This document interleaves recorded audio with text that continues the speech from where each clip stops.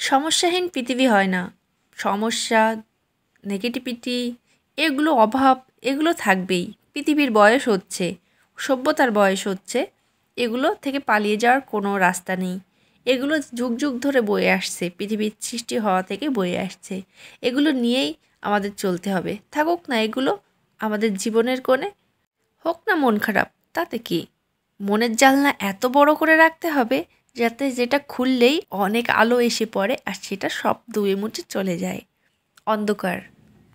নাটক শেষ হওয়ার আগে স্টেজ ছেড়ে কখনোই যাবেন না।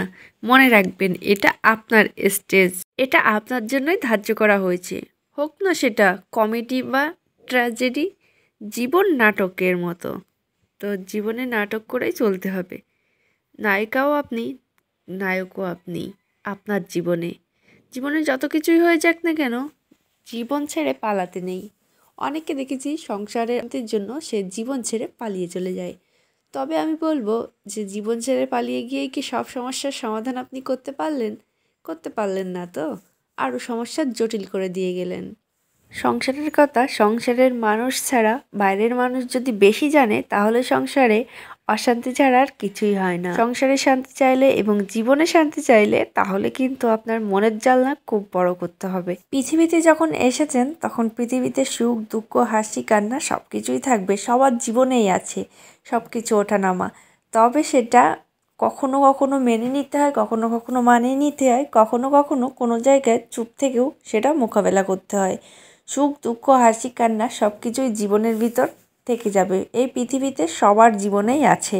তবে আপনি ভাবছেন আমার জীবনেই বেশি হয়তো দুঃখ, আমার জীবনেই বেশি হয়তো খুশি, আমার জীবনে না, এটা সবার জীবনে প্রত্যেকের। যার টাকা আছে সেও সুখী নেই, যে যার আছে, কারণ আশা আকাঙ্ক্ষা বড় যে, এই জন্য।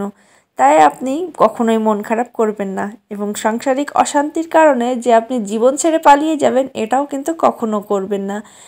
আমরা অনেকেই মেয়েরা আছি সাংসারিক ঝামেলার জন্য নিজের জীবন থেকে পালিয়ে যাওয়ার চেষ্টা করি। তো জীবন থেকে পালিয়ে গিয়ে আপনি কিন্তু জীবনে কত বড় একটা ভুল সিদ্ধান্ত নিয়ে ফেলছেন সেটা কিন্তু আপনারা জানেন না।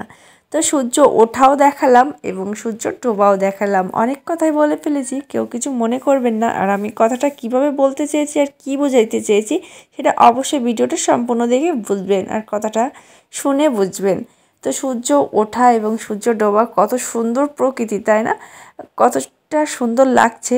তো জানলা দিয়েই ঘুম থেকে উঠলেই সূর্য ওঠা দেখতে পারি, কিন্তু সূর্য ডোবাটা দেখতে পারি না। তবে আজকে দেখতে পেলাম, অনেক ভালো লাগছে। তো আগেও একবার দেখেছি, তবে নদীর মাঝখানে এরকম সূর্য ডোবা দেখতে কিন্তু বেশ ভালোই লাগে। তো আপনাদের কেমন লেগেছে সেটা কিন্তু কমেন্টে জানাতে একদমই ভুলবেন না।